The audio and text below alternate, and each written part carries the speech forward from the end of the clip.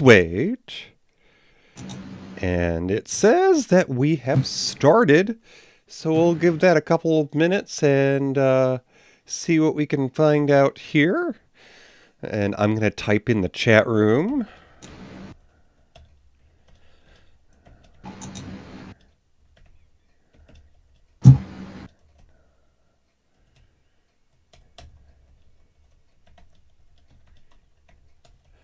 So, they used to say be there or be square. Well, be here or be square.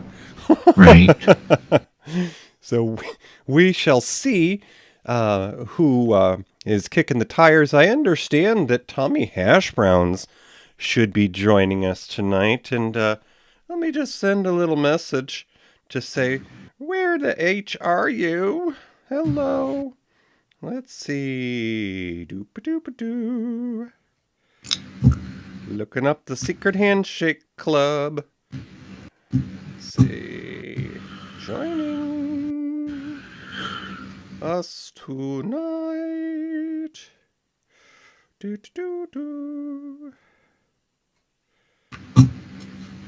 We'll just give this at most till 5 after, just to get some folks a chance to be in here. Okay. And we shall see what occurs. But of course, it is Friday, and it is September 15th. It's the third Friday of the month.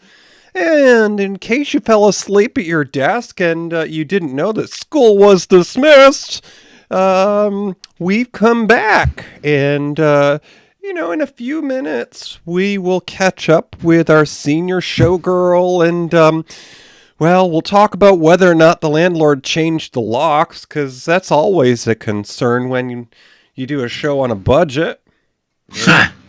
And, we're fortunate enough that the kind folks of Spud's Flats let us use this historical building of theirs. And, the neighbors haven't been complaining as much lately. Although I do think that that might have something to do with Gertie's nephew giving them free ice cream from his truck. I'm not quite sure about that, but that might be. But 'tis the season for ice cream. I just had a employee event with the Brand Barn, and they had a little ice cream truck there at the end of the day, and nice. Yeah. What treat did you find? I had a sundae that was coconut macaroon, and it was coconut ice cream with coconut macaroon cookies, and I want to say that there was like a caramel sauce on it. Nice. You can't go wrong with caramel. Yeah, it was pretty scrum-diddly-umptious, as they would say, and chitty bang bang. Truly scrumptious. Truly scrumptious. I am thinking that by now there has to have been a drag queen named that. Oh my God. Must be. There must have been a few. Oh, and her shtick was probably handing out candy from her oversized buffet bag. That could be.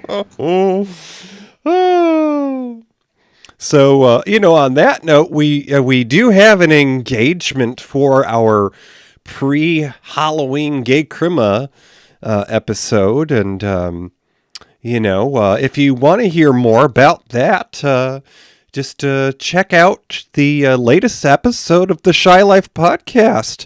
We did our season 5 review, and we gave a little sneaky peeky poo about the season to come. Yeah.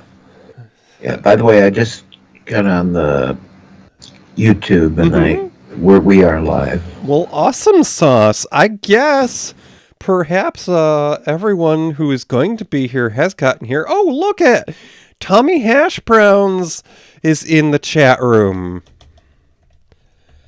Hi there, Tommy. Yay! Well, I think that with that being said, the party has officially started. What do you think? Let's do it. All right. Good evening. and welcome to the beautiful historical Marionette Theater. Oh, that was some summer break. We're just skating in here to punch the old time clock. And, Gertie has been working on her reggae dancing because, we've got a beach movie tonight that we're going to be talking about. And, grab your seats. The show is about to begin. Ooh, Toppie! Hey, is summer over? Well, sort of, kind of. We're gonna have definitely some Indian summer or Native American summer, and Tommy says he's waxing his board, by the way. And but I'm awful glad to have had some nice mid to low 70s in the day, and right now, what is it? Right now at 9:06 p.m. in the Eastern Time, a nice cool 54 degrees. Oh, God bless it. Oh, I love it. Oh, I was about to say, it has been nice and crisp lately on the later hours. I have been sleeping with the window open. We have a new addition to our family, and it's a little too cool for me to keep the window open, so I'm having to shut that. And I looked into the matter of possibly, turning on the old heat maybe soon. No. I know where you're going with that, but right now I'm wearing a hoodie, and I've got the hood over my head, and I've got sweatpants on, and that's what you gotta do. You gotta dress. You gotta dress in layers and let that cool air come in, and then turn the heat on late December, like maybe January 15th. You can turn the heat on. That's okay. Oh goodness! I think that Santa Claus likes to frost his cookies at the old chicken coop. There's just a few brief months on either side of the warmest seasons where here in New York State we could save a little moolah on our utility bills. And anyways, I'm probably gonna have to call the furnace guy because it's already making noise and I haven't even touched the thermostat. Oh yeah. Get the chimney sweep. Have them come in. And have him, after his chimney sweeps, come in for a cup of tea, and I don't know what I'm saying, but yeah. Well, I want to say we should probably thank our senior showgirl for tonight's episode because, the landlord didn't change the locks. There was a He wanted to. There was a padlock, and Miss Thing had a bolt cutter right where she could get to it. So, shh, no one needs to know we snuck in. But hey, yeah, hey, I wasn't gonna put up with that crap. Every girl's worth her salt has a good pair of bolt clippers in her purse. In her purse. Yeah. You heard it, folks. Don't mess with Gertie. Oh, so speaking of messing with Gertie, I do hear that we have a beach movie where you're having a party on the sand, maybe a little bit of nostalgia. And, I have to say, I hear that this was a popular request over there at Mud Spring Manor. Shh, that's Gertie's place of residence, in case you didn't know. Listen, what you may not know is that Annette and I go way back. She was born in Utica, not that far away, and I knew her. And when she went off to Hollywood, she said, Gertie, I'm going to call for you when I got a place for you. And she never called, but anyways, I remember her fondly. Oh, Miss, your Skippy coupon they're showing in the glove box there. Yeah. All right. Well, if you could get down the stairs to the stage, we're going to go ahead and introduce tonight's film. All right. Yeah. Don't rush me. Don't rush me. Well, there she goes. Okay, and here we go. The ocean and staring into each other's eyes. But after the honeymoon, they lost sight of the things that mattered and fell into the routines of real-world responsibilities. Nowadays, she's a homemaker with a spending problem, and he's a salesman with a high-stress job. But a trip to visit their daughter would soon change that. Grab your boogie board and some peanut butter. It's time for Back to the Beach with Frankie Avalon and Annette Funicello. And away we go. Season 6! Wah! Oh my gosh. What do you get when you take a dash it of silver follows screen? fine, but still A pinch of golden oldies, yes, here we are with a smidgen of scream.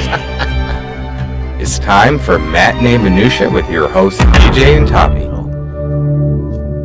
And have a listen for the Season 6 intro theme. Here we go. What do you get when you take a dash of the silver screen? A pinch of golden oldies, a smidgen of scream. It's time for Matinee Minutia with your hosts DJ and Toppie. Well, in case you didn't catch it there, that was a little bit of I Dream a Genie with a little bit of The Wizard of Oz, and to round it out, the streaming show The Sandman, which he's a little easy on the eyes. Anyways, here we are. Yes, indeed. Welcome, everybody, to Season 6. Ooh, so, just a stone's throw from pumpkin season and all those, coffee drinks that are quite popular this time of year. I myself prefer a nice hard cider and some fresh donuts. Yes, remember, people, pumpkin is not a seasoning. Right, and much like asparagus, the spice just it makes your business smell funny. I've been hanging out with Gertie too much. Oh, well, Toppie, when did this film come out that we were doing tonight? Well, a long damn time ago. 1987. I did see it in the theatre when it came out. But what I'd like you to do is, DJ, set the stage for us what was going on in U.S. history in 1987. Ooh, the world and U.S. history, at least, in 1987. I was just a youngin' then. The American Motors Corporation, the folks that brought you those cute little cars, the Gremlin and the Hornet, well, they were acquired by Chrysler. And, Lee Iacocca. Jim Baker in 1987 resigned from the PTL. There was some good that came out of that. His wife taught people how not to do makeup. Oh, dear. During a visit to Berlin, Ronnie Reagan challenged Gorbachev to tear down this wall. And televangelist Pat Robertson, dead, announces his candidacy. I shouldn't have laughed like that. That was bad. Sorry. Announces candidacy for Republican. Who else would he run for? The Satan Party? Republican. Believe he actually ran for president. Jeez. Oh, well, I'm sure everyone in his church voted for him. And the first National Coming Out Day was celebrated. Well. I guess Pat Robertson missed it. He had to be somewhere else. Oh, dear. And a squirrel closed down the NASDAQ stock exchange when it burrowed through a telephone line. Whoopsie. You know, that reminds me when my sister first moved out on her own. No harm came to the poor baby, but her kitty cat at the time decided to play with her alarm clock, and she was late to work one day because it had chewed the cord. Whoops. Yeah, I had a mouse do that. It was a power cord or something, and I looked down and it had been gnawed off. Anyways, well, let's talk about celebrity voice. We got rapper Keisha was born in 1987. Let's see who else was born in 87. Why, it's actress Blake Lively. Actually, that's a country artist, but yes, sorry. Oh, all right. Also, actress, singer, songwriter Hilary Duff was born in 87. So was actor Zac Efron. And so, by the way, was singer Kevin Jonas. And also singer Aaron Carter, all born in 1987. Oh. Those youngsters, I'm telling you. And, you know, Toppie, what do Zac Efron and Kevin Jonas have in common? They both use the same toothpaste? I don't know. No, they're known for their great abs. Okay. And of course, Kevin Jonas being of the Jonas Brothers. But you know what, Toppie?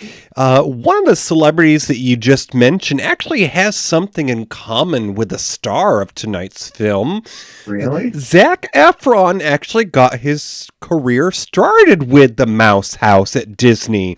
He was in those High School Musical films. Oh, that's right. Because the Disney people did things not unlike, but sort of much more modern versions of the Mickey Mouse Club as they went on. Mm-hmm. Alrighty, so back to the beach, as Gertie was telling you about there. It's a film with two stars that made their fame in the beach movies in the 60s there. And, before we talk about what was in the theaters when this came out, let's actually go ahead and play the trailer. This is the teaser that you would have seen in theaters before this movie came out. And okay. Back to the beach. Let me rewind through the magic of editing here. When did Back to the Beach come out? Let's see. What time of the year? Yeah, I'm just wondering about what time of the year was it. I don't. Real quick, let's see where it says it. Oh, it was, well, that's convenient. It was a summer film. It came out in August of that year. So, okay, here is the trailer of Back to the Beach. Okay, gang! Heading for the car!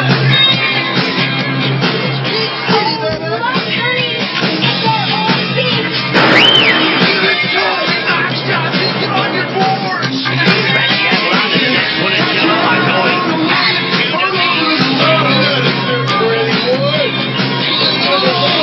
this summer.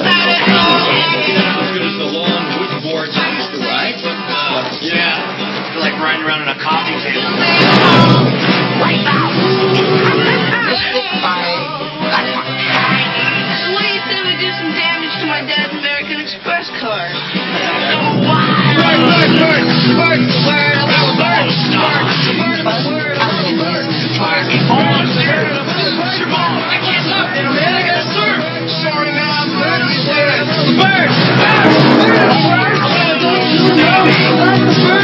Everybody knows that the bird is a bird. All of us.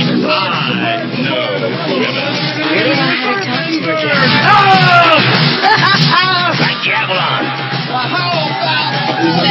Hey, what's the word? Annette Funicello.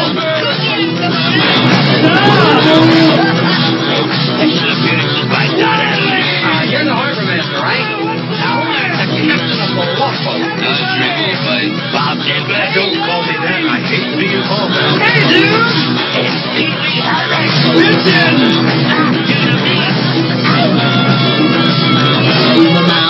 Papa, ooh, mama. And if I wasn't mistaken, that sounded a little bit like Wolfman Jack doing the narration of that. Could be. Alrighty, so in 1987, Back to the Beach was a movie. So it came out to the silver screen. It was probably a date night for some folks, although it was probably people who already had kids, so date night was just finding a babysitter. But in theaters that summer, number one, the top of the box office in 1987, was Beverly Hills Cop 2.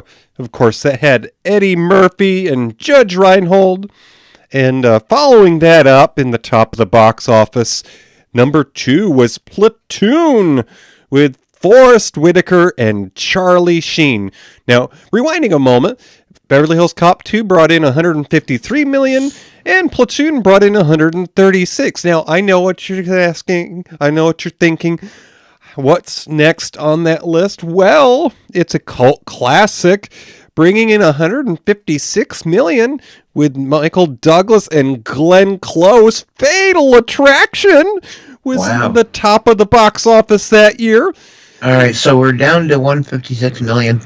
Let's see, now we get Back to the Beach. How much did that haul in? Oh, well, we love our underdogs here. So it paid for craft services, although I'm sure Annette probably provided the peanut butter. But it brought in $13.1 million. Now, hey, that's not bad. I don't know. I mean, it would pay off my house. But one greater than Back to the Beach, to give you the idea of the ballpark we're working with here, is a movie with not only 80s star famed Molly Ringwald of, unfortunately, they called it the Brat Pack, but up-and-coming young Robert Downey Jr., many, many moons before he was Iron Man. This was a film called The Pickup Artist, and it's a womanizer meets his match when he falls for a woman in debt to the mafia.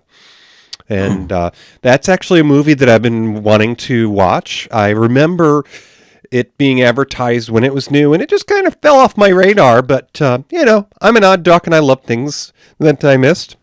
So one less than Back to the Beach was a film with Steve Guttenberg and Elizabeth McGovern. Now, I know you're asking me, who is Elizabeth McGovern? She was in that Bewitched. No. Elizabeth McGovern, in more recent years, was one of the stars of Downton Abbey. She was actually the wife of the head of the household in that series, but she also was in a Kevin Bacon film in the 80s that a lot of people remember called He Said, She Said. So dialing it back here, one less than Back to the Beach was a film called The Bedroom Window. This brought in $12.6 million, and it was about a young executive that starts an affair with his boss's wife, which then escalates into a nightmare after he lies to the police in order to protect her. That was The Bedroom Window. Wow, okay. Well, let me talk about the director of tonight's movie, Back to the Beach. It's Lyndall Hobbs. Is that a pretty name, Lyndall? I've never heard that name before. Lyndall Hobbs. She was born in Australia in 1952. She spent many years in the United Kingdom, during which time she directed the documentary film Steppin' Out in 1979, featuring the UK act Secret Affair, and she hosted Hobbs' Choice, a television show, before moving to Hollywood in the United States. In 1983, she directed the short film Dead on Time, starring Rowan Atkinson. Now, you know him. He's Mr. Bean, among other players that he's done. Maybe Mr. Bean is his most famous. And in 1987, she directed her first and only, to date, full-length feature film, our movie tonight, Back to the Beach. So she's relatively inexperienced in directing feature film. This was her first. Her previous work mostly was in music videos, so you can see why perhaps she was chosen for this movie tonight, because of numerous musical segments that were featured in the movie. Later, Hobbs also worked in television. You could have seen her directing episodes of Parker Lewis Can't Lose and some episodes of The Wonder Years back in 1990 and 91. But she's not in the business anymore, because Hobbs now works as an interior designer and has a quiet life in Hollywood Hills. That's Linda Hobbs, our director tonight. All righty. Let's see. So we'll go ahead and start off talking about our leading lady, and then in a little bit we've got a quick break with an interview. But our leading lady, because of course, you know, these movies, they're just a big story, and it takes a lot of people to make something like this happen. So our leading lady in Back to the Beach was Annette Funicello. Now, Shake it, Annette! Yes. Well, you know, they say that she graduated from being in the Mickey Mouse Club because the A and the E on her sweater started turning. Oh, dear. Oh, Gertie, stop telling me these jokes! Or at least stop writing them down for me. So, as Toppie and Gertie were discussing, Annette was born right here in the Excelsior state of New York, but her family moved to Southern California when she was only 4. Wonder if someone got a job offer, or they just said, you know, I want to see what the coast is like. Well, yeah, when Annette had all grown up, Walt Disney himself saw her performing the lead role in Swan Lake at her ballet school's year-end recital in Burbank, and decided to have her audition along with 200 other children. Talk about performance anxiety, and, you know, we had Little Miss Sunshine as our season finale. Annette was pretty much Little Miss Sunshine. And Annette became the last Mouseketeer of the 24 that were picked out of those 200 children. That's right, and she was already shaving at that age. Her face, not her legs. Now, why did I say that? Oh, God, Toppie. Oh, God. She may have been shaving her face. But anyways, go ahead.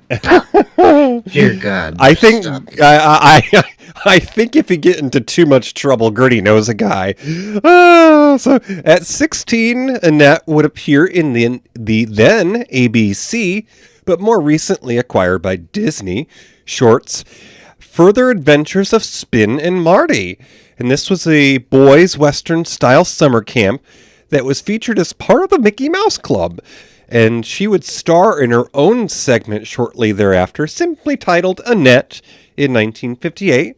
It was about a country bumpkin goes to live with her upper-class relatives and learns to adopt amongst her peers without changing, or adapt amongst her peers without changing who she is. So what happened is she became the breakout star of a TV show by Disney, the Mickey Mouse Club. She was the breakout star. Mm-hmm. So Annette's first film was The Shaggy Dog. This was a film in 1959 with Fred MacMurray. And, I remember Fred MacMurray many years later, of course, through My Three Sons. And anyways, so Fred MacMurray starred in The Shaggy Dog with Annette in her first movie in 59. It was, of course, for Disney. And this was followed by a film in 61, which featured the actor to play the Scarecrow in The Wizard of Oz, Mr. Ray Bolger, in Babes in Toyland. Now, Annette said that was her favorite movie. She had the best experience, and it's her favorite movie. And in 63, Annette would appear in the first of 5, count it, not 1, 2, or 3, 5 beach-themed movies, including Beach Party with Robert Cummings, who was the original dad in Gidget, the movie, before it became a series with Sally Fields.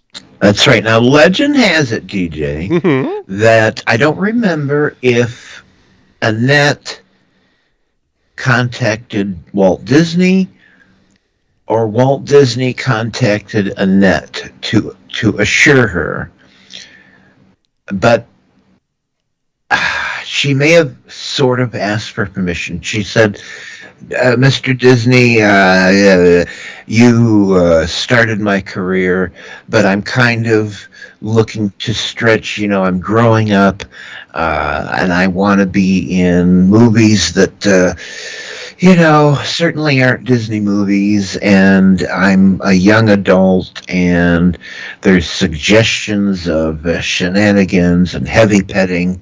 No, but anyways, no, there's shenanigans. And either he assured her that it was fine or she asked if it was okay. And in any case, Disney said, listen, honey, you go set the world on fire. And Disney gave Annette his blessing. So Back to the Beach was certainly not Annette's first rodeo. She started off on a Western theme camp show. This was actually her 16th movie in 87, mind you. So she'd been behind the camera so many times, she probably could teach a course. And her film before was almost 20 years before Back to the Beach. So she took a break from being on the silver screen, and she did quite a lot on television.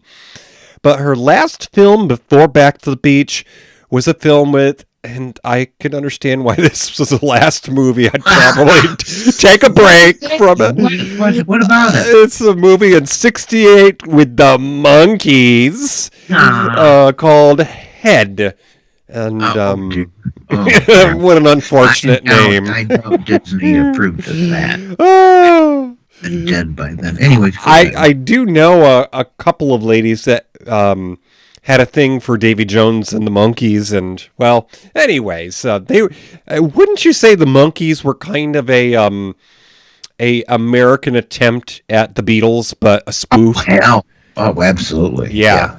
So during the 70s and 80s, Annette would have guest appearances on such shows as Love American Style in 71. Also on The Love Boat, she had been on there a couple of times in 78 and 82. And then later on, she was in the semi-wholesome TV series Growing Pains as a guest appearance.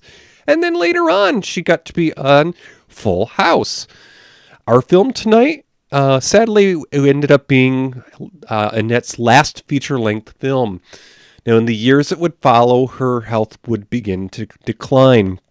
In early 1987, at around 45, Annette reunited with Frankie for a series of promotional concerts to promote their film, tonight's film, Back to the Beach.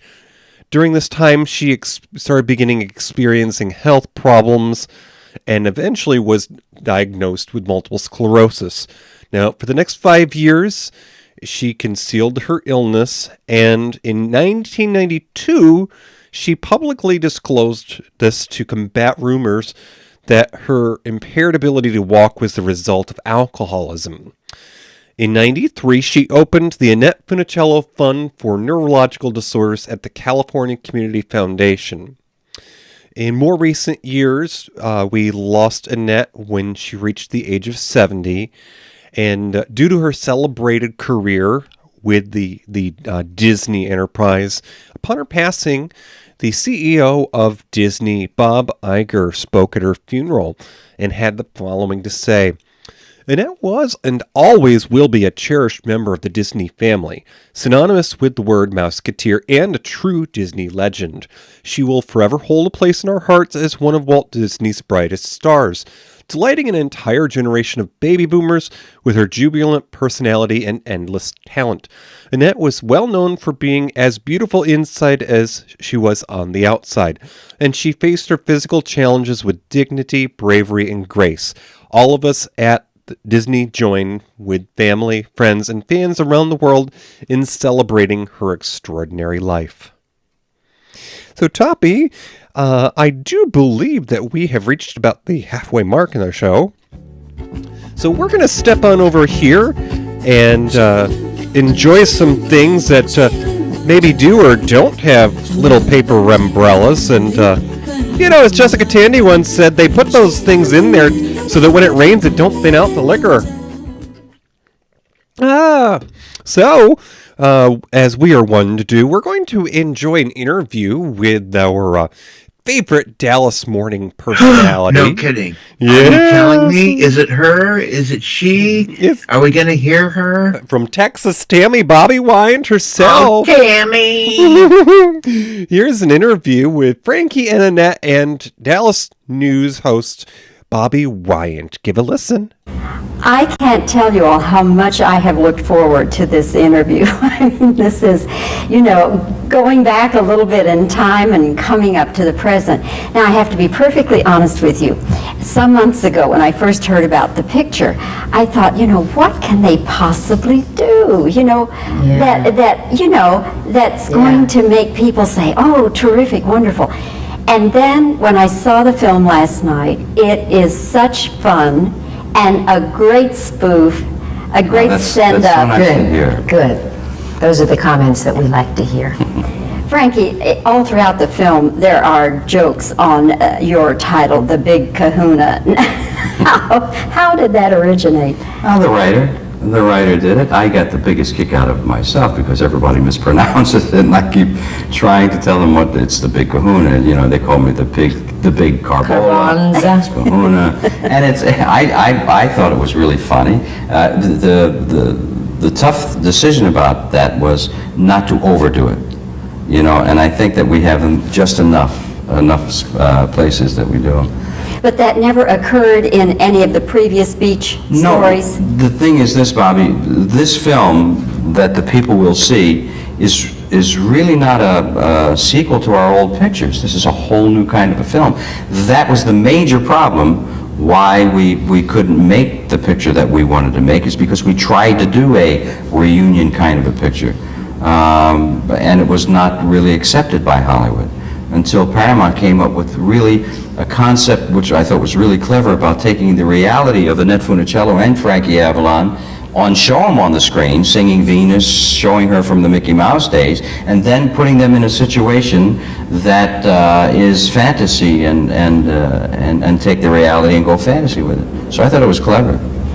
In the movie, of course, Annette, you play a married couple. Mm-hmm. And in real life, did you and Frankie ever date? Mm-hmm. We did. We did when we were, in 58? Yeah, I was about 6 years old, I remember that. And no, it was in 58. I thought you were going to say 6 years older than me. No, Annette was a young, pretty girl that we went out on a couple of dates, and that was it. Was this while you were making a film, or before the film? Oh, before. Yes, our first film together was in 63. So this was in 58. We were doing a show at the Hollywood Bowl. And we met and we liked each other, and then a couple of magazines like Modern Screen or Photoplay tried to get us together again, to do a date layout kind of setup, sort of date. But then he did ask me out a couple of times and tried very hard to find where I live in the hills. Yeah. He went driving around and around. So because he gets lost a lot. Well, because of that, she went and kind of just pushed me aside and went to Paul Anka. And Paul Anka wrote a song for her called Puppy Love. And it was a big hit for him, and I kept trying to write songs, and I just couldn't find the right song. But now here you are. Okay, so the leading man in tonight's film is someone who has shared the silver screen with Miss Annette several times. Toppie, if you would, please tell us a little bit about Frankie Avalon.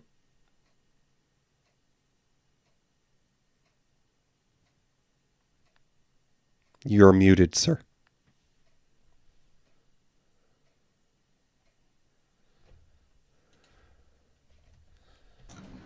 There, sorry. My mouse is not responding to my. Anyways, it's better now. It's Hi. afraid of my new kitty cat. It's afraid of your new kitty cat. Hi, it's me, Toppie. I'm going to tell you about Annette's co-star, Frankie Avalon. His full name is Francis Thomas Avalon, born in 1940, but we know him as Frankie Avalon. American actor, singer, and former teen idol, which is what Back to the Beach is making a lot of fun with. He was a former teen idol. You don't even know how much of a teen idol he was. He was a super teen idol. By God, between 1958 and 1962, now that's not a long period of time, 58 to 62, Frankie Avalon had 31, count them, 31 charting U.S. Billboard singles, including number one hits Venus and Why. So, when I say he was a megastar and a former teen idol, he was a megastar and a former teen idol. Also, he is the main guy who put this damn movie tonight together. Yeah, it was his idea. It was his baby. And it was his money that was put up at the beginning to get the whole thing started. He got his co-star Annette Funicello to come in as a producer as well. But he started the whole thing, and he went through a lot of screenwriters and scripts, and he paid a lot of money for a lot of versions of what he kept rejecting because it just didn't have what he wanted for this kind of. He wanted to send up the old movies he did, but he didn't want it to be mean-spirited or hackneyed or too camp, and his writers that he kept finding just weren't coming up with the right stuff until finally the end. But a huge amount of his budget went into many scripts. So by the time it came to actually filming, when Paramount said, yeah, let's do it, a lot of the money was gone. At any rate, yeah, big time teen idol. Well, did you know that in 1952, about when Avalon was coming into the world, he was mainly known for trumpet playing. Yeah, trumpet playing. Why, it was on a Honeymooners sketch on the Jackie Gleason show that featured Avalon playing his trumpet for an episode called Christmas Party. And actually, his very first film, which is Jamboree in 1997, well, he was playing a trumpet, and he did a little singing too. And it was at that time, there was this thing going on in Hollywood where aging Hollywood stars would be teamed up with young comer-uppers, to bring in a younger audience. That was a big thing. They really needed to bring in a younger audience because of TV. So they'd hire people like, well, Frankie Avalon, and they'd say, do this Western. And he did The Guns of Timberland in 1960. Well, he sang 2 songs in it, and it was a dramatic role. And then, why, it turns out John Wayne saw Guns of Timberland and said, I want that kid in my next movie. Because, well, even John Wayne needed a hip young kid to up the ante and bring in people. So In 1960, his second dramatic part was in The Alamo opposite John Wayne. John Wayne at the time told the press, "Well, let me tell you, partner, we're not cutting one bit of any scene in which Frankie appears. I'm doing my John Wayne. I believe he is the finest young talent I've ever seen in a long time." Wow. Yay. Anyways, in 1961, Avalon had a small role and sang the title song in the science fiction adventure film Voyage to the Bottom of the Sea for Irwin Allen. And it was a solid commercial hit. And then he had a small supporting role in a comedy, Sail a Crooked Ship, in 1961. 1962, Avalon teamed with Ray Milland in a science fiction film, Panic in Year Zero. And then Avalon started a relationship with American International Pictures.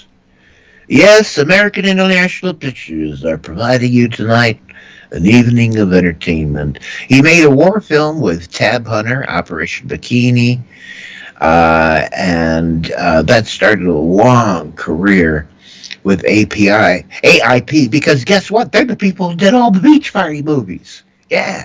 In 1963, it was the first one called Beach Party. And it was a musical co-starring Annette Funicello. And that set off, like we said, 5 or 6 movies that became popular. They sold well. They were a big hit. And Beach Party led to a sequel, Muscle Beach Party, which was done the same year. So that's how fast they churned these out. Both Beach Party and the sequel, Muscle Beach Party, were put out in the same year, 1963. But the thing is, the sequel turned out to be even more popular than the first one. So, of course, there was the third called Bikini Beach. But at least they waited until 1964 to put that one out. And by that time, Avalon had signed a deal to make 10 films in 5 years for AIP, and one of them was another beach party thing called Pajama Party in 64. It's sort of the unofficial 4th film in the Beach Party series. And then in 1965, maybe the title everyone remembers, Avalon and Funicello did Beach Blanket Bingo in 65. Ooh. So eventually, even Frankie Avalon became somewhat reluctant to appear in any more Beach Party films. So AIP said, "Well, okay, then we'll find a new formula for you." And they started casting him in as a stock car driver in stock car movies. Now, if you don't know this, stock car racing was a thing in the 60s. My parents dated and went to stock car races when they were kids.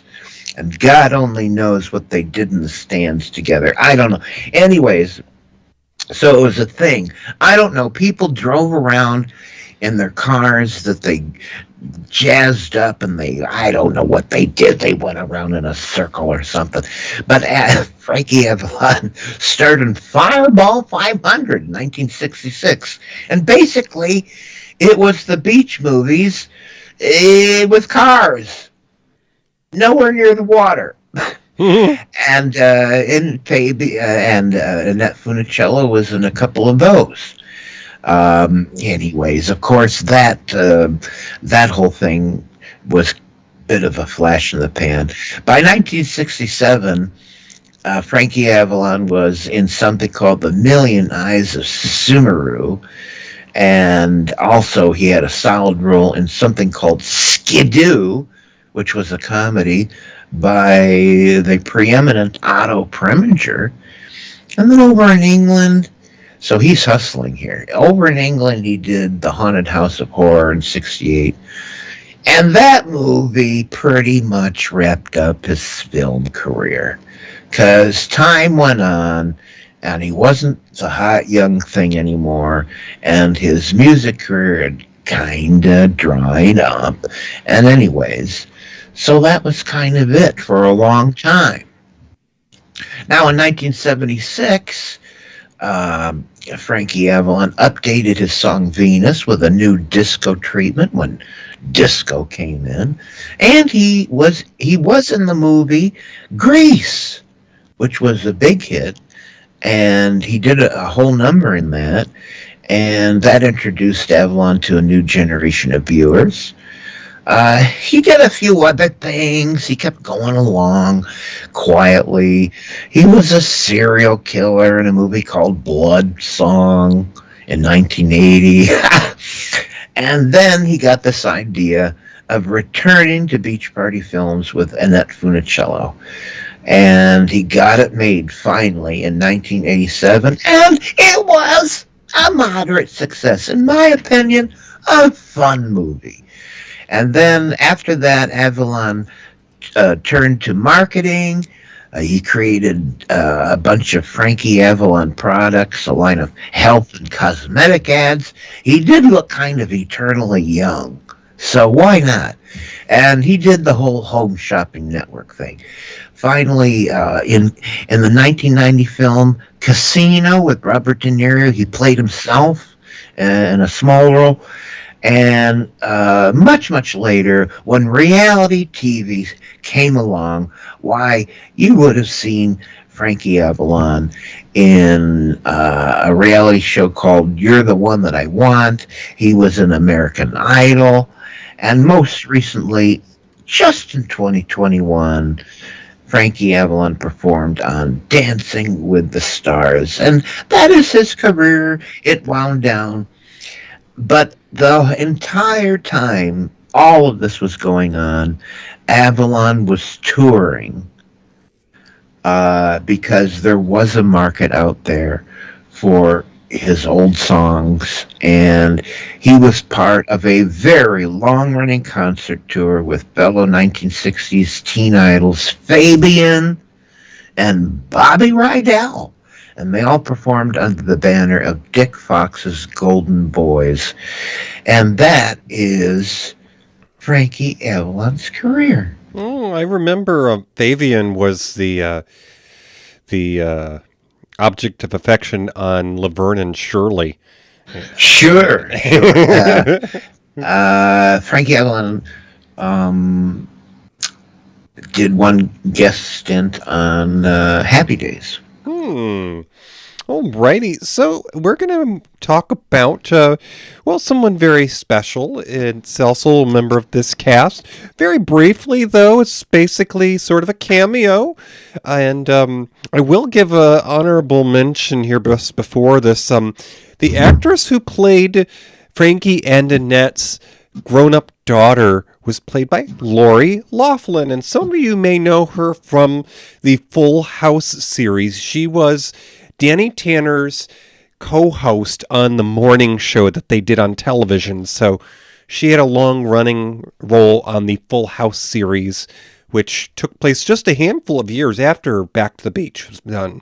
So, anyways, the member of our cast that we're discussing next, sadly, we are paying tribute to, as we recently had to say goodbye. Mr. Paul Reubens passed away in July of this year at the age of 70, and he had been experiencing failing health over a number of years, and I believe I read one of the things he suffered from was leukemia. But in Back to the Beach, Paul Reubens played his iconic character of Pee-Wee. Now, Paul Reubens was born in Peekskill, New York. I know you know that's the fictional place where the Facts of Life was set during the 80s. Now, Peekskill is a town that's 35 miles north of New York City along the Hudson River.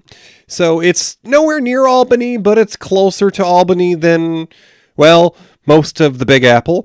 But anyways, Paul Reubens' father was a former Air Force pilot and had flown for the U.S., the U.K., and Israel. And he later became a car salesman. Reubens grew up in Sarasota, Florida, which is near the home of the Ringling Brothers Circus. And when Paul was 11, he joined a local theater group. There. I visited the Ringling Brothers Circus compound. Ooh. In Sarasota, Florida. It was amazing. When he was 11 years old, Paul Reubens joined a local theater group, and he then attended college in Boston before moving to Hollywood. So he, went from coast to coast. Now, in the mid-70s, Paul Reubens' acting career grew slowly and steadily with small roles in theater productions, gigs at local comedy clubs, and 4 guest appearances on The Gong Show in 76. During the time of his this time of education and employment, he joined an improvisational comedy troupe called The Groundlings. Now, there are a lot of actors and entertainers who have been part of this comedy troupe over the years, and the popular gang of youngsters included such as the likes of Conan O'Brien, Lisa Kudrow from that 90s sitcom Friends, the late Phil Hartman, who was known for that show News Radio, John Lovitz, who of course is a favorite 80s and 90s comedy personality, and Julia Sweeney. They wrung laughs from audiences with skits starring scads of imaginative and self-created characters. Now, if you've been living under a rock, you don't know who Pee-Wee Herman is, I'll give you a short run through. Okay, maybe it's not that short, but we'll go quick. Pee-Wee was a funny man child of indeterminate age and sexuality who created a sarcastic enthusiasm for the popular culture of the 50s and 60s. Okay, so he's a throwback. And the geeky character's wardrobe consisted Wait a minute! No, we can't call him a throwback. Why not? His character was a tribute to times that have passed. Okay, that kind of throwback. Yes.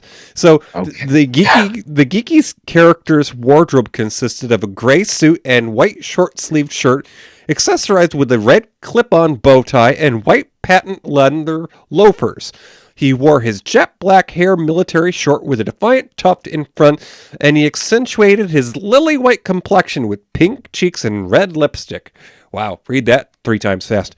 Reubens drew inspiration for Pee-wee's geeky behavior from a youth he had attended summer camp with, and derived his creation's boyish voice from a character he played as a child actor. Pee-wee appeared for only 10 minutes of the Groundlings show, but he nonetheless built up a considerable following and turned out to be a star of the 80s and early 90s. The Pee-Wee Herman show in 1981 ran for 5 sellout months at the Los Angeles Roxy's nightclub, and HBO taped the performance and aired it as a special, which I'm pretty sure you can find copies of these days. So, Reubens' start to his film career, rewind. Reubens started his film career off with a bang, appearing in 4 films his first year. Okay, gray is a color, houndstooth is a pattern. Anyways, starting his first year, including Midnight Madness in 1980 with Michael J. Fox. Also, a film with Dabney Coleman called Prey TV, and The Blues Brothers with James Belushi and Dan Aykroyd, and Cheech and Chong's next movie, all the same year in 1980. After the launch of Pee-wee's Playhouse in 81, he would continue to appear in 4 more films over the next 5 years, including in 82, a film with Tom Smothers of the Smothers Brothers, Carol Kane, Eileen Brennan, and the guy who played Squiggy on Laverne and Shirley, David Lander, a film called Pandemonium. And Okay, I gotta see that movie. I know I that gotta cast. see that movie. Anything with Tom Eileen. Smothers? Mhm. What the hell? Carol Kane and Eileen Brennan did it for me. So, in '84, he was in a film with Richard Mulligan, the guy from Soap, and John Larroquette, who was later in Night Court, Meatballs Part 2. And Back to the Beach, the film we're discussing tonight, was Paul Reubens' 9th film. So, he'd already had a few practice runs. And he had starred in his own Pee-wee's Big Adventure in 1985, just a couple of years before. Now, in just the year after Back to the Beach... Oh, I just want to say, Mm-hmm. okay, Pee-wee's Big Adventure is a movie that, for me, had the biggest laugh in my cinematic experiences. When he got picked up in that truck and Large Marge looked at him and her face went boo. And when I saw that, I started laughing with the biggest ha I'd ever had, and I couldn't stop laughing. And from that point on, I was a Pee-wee Herman fan. Well, in tribute to Paul Reubens after his passing, the landmark that they filmed at for the dinosaur in Pee-wee's Big Adventure, they donned a bow tie in memory of his passing. So, let's see now. In '88, the year after Back to the Beach, Paul Reubens would appear in the continuation of his Pee-wee Herman films in Big Top Pee-wee, starring Chris Christopherson and Valeria Golino, who was the star of the Hot Shots films with Charlie Sheen. Okay. And she's known for doing party tricks, including with an olive in her belly button. Oh, so... Oh, dear. Oh, dear. Okay. That was part of Hot Shots. In more recent years, after Paul Reubens' 2016 Netflix special, Pee-wee's Big Holiday, which starred Joe Manganiello, who is a star of HBO's True Blood series and quite easy on the eyes, during the decline of Reubens' health, he began voice acting, and his voice can be heard in episodes of such shows as Fox's American Dad, Disney's Pickle and Peanut, and Netflix's Voltron the Legendary Defender. Some of his final on-screen performances include What We Do in the Shadows, which is a Hulu series about vampires. Yay! And then he was also a guest on the sort of Roseanne spinoff, the Conners. So other notable roles performed by Paul Reubens, including his breakout in 1992 in Buffy the Vampire Slayer. And that same year, he was also in Batman Returns and played Penguin's father. And then in 1999, he was in a little gem of a film with Janine Garofalo called Mystery Men. And he could light his farts on fire. And when Paul Reubens left this earth, he had 122 acting credits. Now, I don't know about you, Toppie, but I have a special fondness for Pee-wee's Playhouse. Now, I understand, you were a few classes ahead of me in graduation, but this is something that I remember coming home from going to church with Mom because, Dad, he didn't go to the same church and he only came with Mom on the holidays. So in exchange for sitting quietly in church with Mom, I occasionally got to do things I wanted to, like go to the store afterwards and get candy and watch Pee-wee's Playhouse when I got home. Totally get it. It was wackadoodle enough, and I think I knew enough about Pee-wee Herman by that time and had maybe read an article that he was starting this sort of Saturday morning kid show. And I watched it religiously. I think it went on for maybe 4 seasons, something like that. Mm-hmm. And I absolutely adored it. You couldn't help but just I don't know. I don't. And Pee-Wee Herman is the main reason I chose this movie tonight. Sort of a tribute to him. And in this movie, Back to the Beach, there's no reference to who Pee-Wee Herman is, except he just shows up. He just shows up and starts doing a performance of the bird. The bird, the bird, the bird is a word. And it's so kooky. And there are so many moments where Paul Reubens looks right into the camera as if, hi, I'm here. Ha, ha, ha. And it's adorable. And his exit out of the movie, he once again looks right into the camera. Ha ha. And he's off. And it's oh my God, you just love him. It's a particularly exuberant performance, and I think the highlight of Back to the Beach.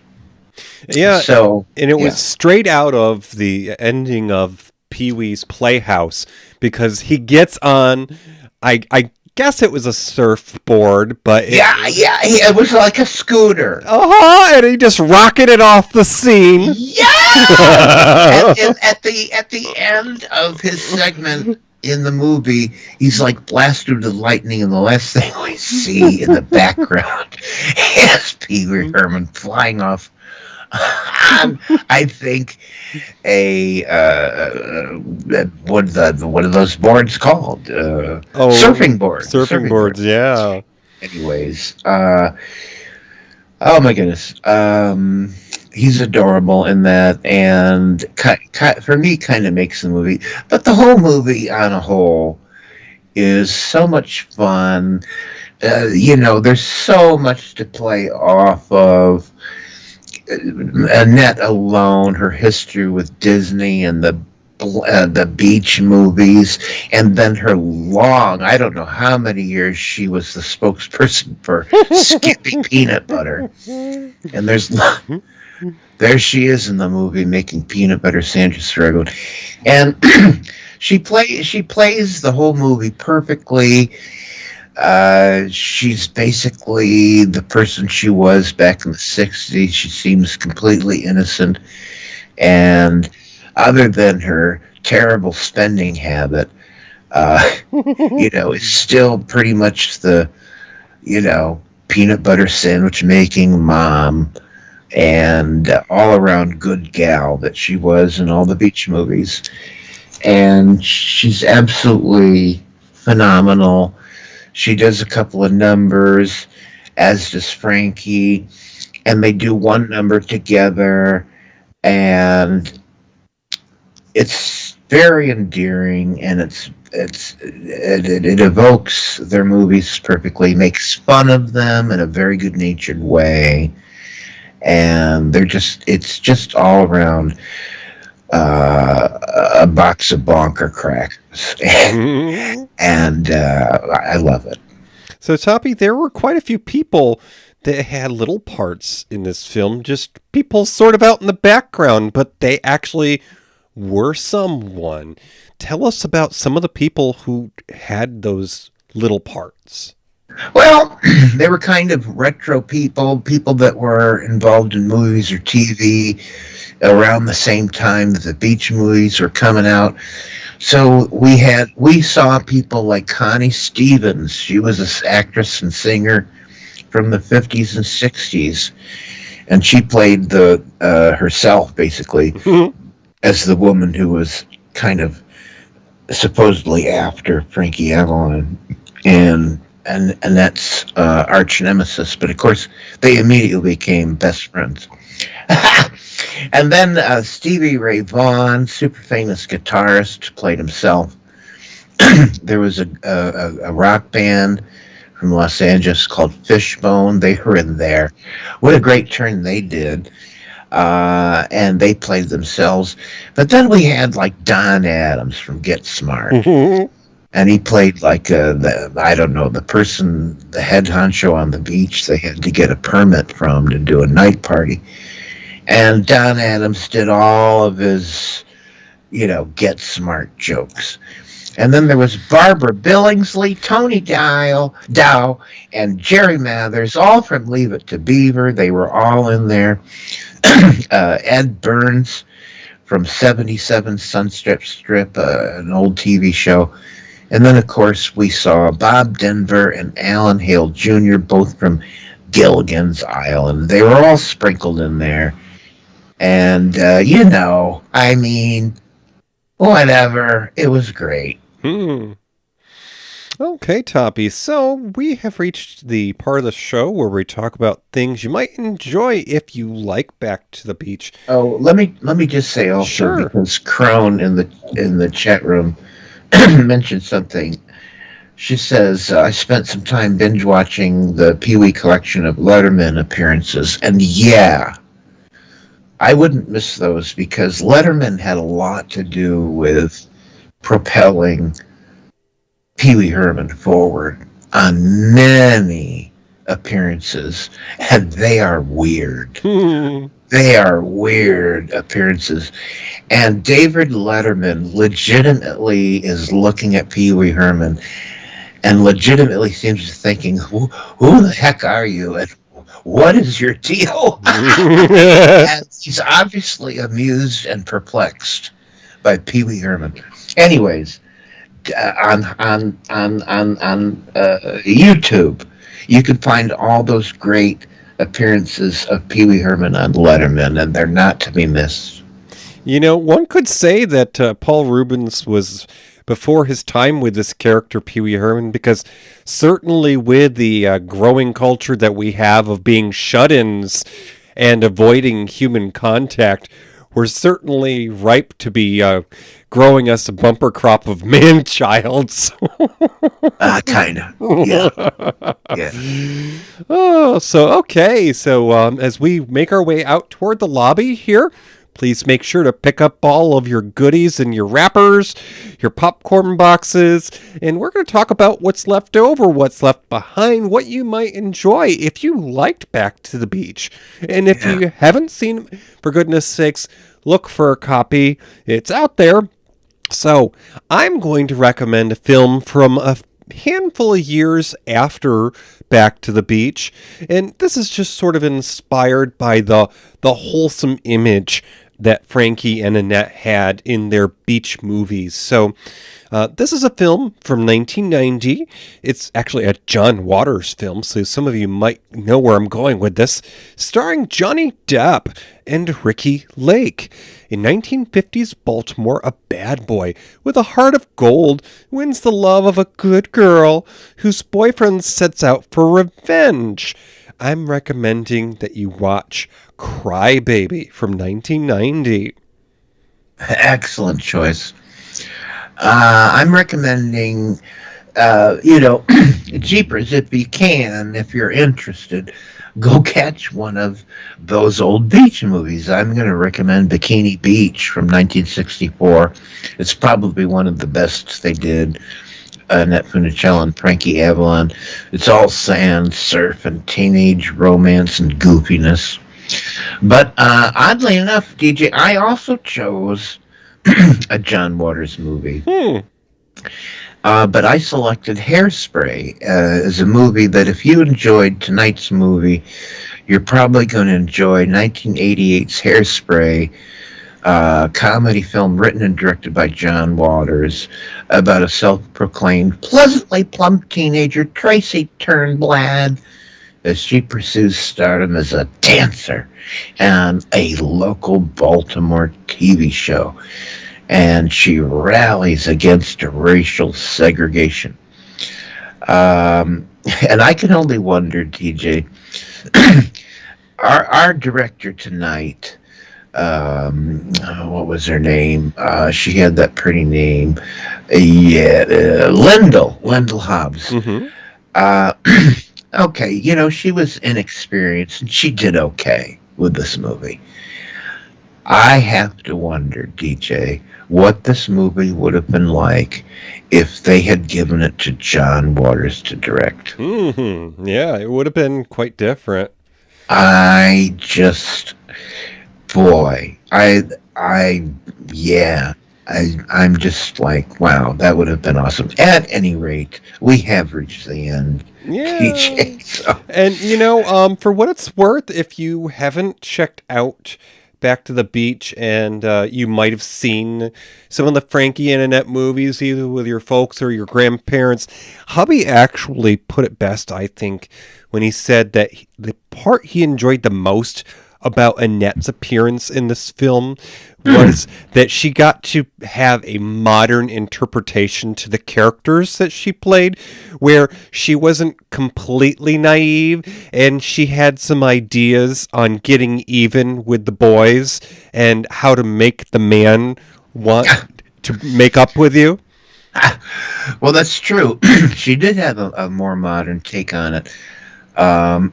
She said a few, like, even potentially naughty words like, I don't know, bitchin'. I don't know what she said. But anyway, the thing is, what's so beautiful about the plot in Back to the Beach was that it was exactly the same goddamn plot that was in every beach movie. Is somebody would stray and then the other person would say, I'm going to make him or her jealous by dating this guy. And they did it in this movie. And it was exactly the same. It was the same plot, and they did it again. But yeah, it was just tweaked a little with. I don't know. It had a wink and a nod. That's what I would say. And it all started when Annette finds her daughter's boyfriend's picture, actually her daughter's fiance's picture, in the apartment she's supposed to have by herself. And then she hides it from her husband. Anyways, totally recommend the movie. It's just a lot of fun. It's not a super great achievement in cinema, but it's a movie that's an awful lot of fun. Listen, we got to get to that gumball machine. I mean, because we had to break in tonight, and I'm pretty sure that they called the cops. But hey, grab that bag of coins so we can get this thing going here. All right, here you go. Coins, bag of coins, gumball machine. Okay, we're going to find out what's coming up next. And of course, as we do this on the first and third Friday of the month, the next time we get together is going to be on Friday, October 6th. So that is actually in 3 weeks from tonight. Listen, why not a bad segue from this movie? We are going to be doing an early to mid-'70s comedy drama starring up-and-coming ABC sitcom stars Ron Howard, Cindy Williams, directed by the man who would bring us Star Wars. What movie am I talking about? Well, of course, it's American Graffiti, directed by George Lucas. A group of teenagers in California's Central Valley spend one final night after their 1962 high school graduation cruising the strip with their buddies before they pursue their varying goals. So that's next time. American Graffiti on Matinee Minutia. Alrighty, and who did we have in our chat room tonight, sir? Well, we'd like to say hey and special thanks to Tommy Hash Browns, our pal. He's here virtually every week. Every time we do an episode, we sure do appreciate it. Thanks, Tommy. And we also saw Crone Haven, the ever mysterious. Thank you, Crone, for joining us. And it's great to have you here when we do the show live. A round of applause for our regulars. All right, sir. If you would, please do us the honors. Say goodnight in the ways of the old days of radio. Okay. Good night, Gracie. Thank you for listening to Matinee Minutia. Our show streams live. Wrong version. Thank you for listening to Matinee Minutia. Our show streams live on the first and third Friday of the month. Go to matineeminutia.com, click the YouTube icon for live video, enter Discord or chat. You can find our show anywhere you listen to podcasts. Visit our webpage at matineeminutia.com. Tweet us on Twitter at Matinee Minutia. Find our group on Facebook. Have an idea for a show? Or why not let us know how we're doing? Email us at matineeminutia@gmail.com.